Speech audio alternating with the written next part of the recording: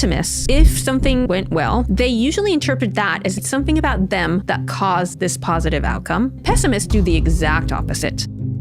If I've got a friend that's a pessimist or a partner or a husband or whatever it might be, but how do I get them to become more of an optimist? First of all, about 30% of how optimistic we are is genetically determined. This has been shown from twin studies, but that still leaves 2/3, right?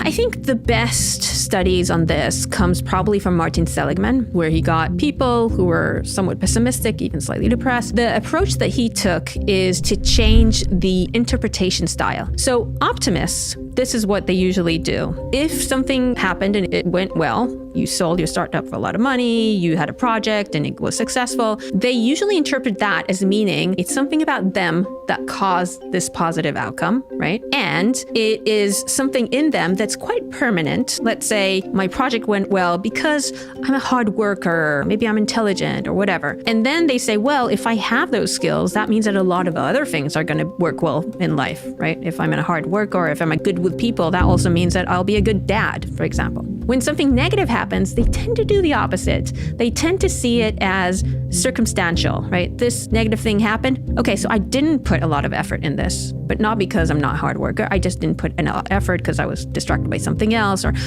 this other person just happened to have a better proposal. So it's circumstantial. That means that they don't take that as evidence of how am I going to perform in the future, right? So it's really different interpretation of negative outcomes and positive outcomes. And then pessimists do the exact opposite. When something bad happens, they say, this bad thing happened because of me, because of a trait that I have, and because I have this trait, let's say I'm bad with people, that's going to affect all the rest of my life and all these future projects. When something good happened, it's circumstantial. Good thing happened, I got the job, but really because they didn't have any other candidates. So what Martin Seligman did is he taught people this interpretation style. That he taught them, whenever something good happens, this is how you have to think about it. You have to think about it. What is it about you that caused this positive thing to happen? And how is that positive trait or whatever skill, whatever thing you did, how can it affect other parts of your life and other future outcomes? And the opposite for negative. If something negative happened, I don't mean it don't take responsibility, but are there circumstantial, right? It could be something that you did, but it doesn't have to be permanent. You happen to be in a really bad state because something else, your parent was sick or something. So he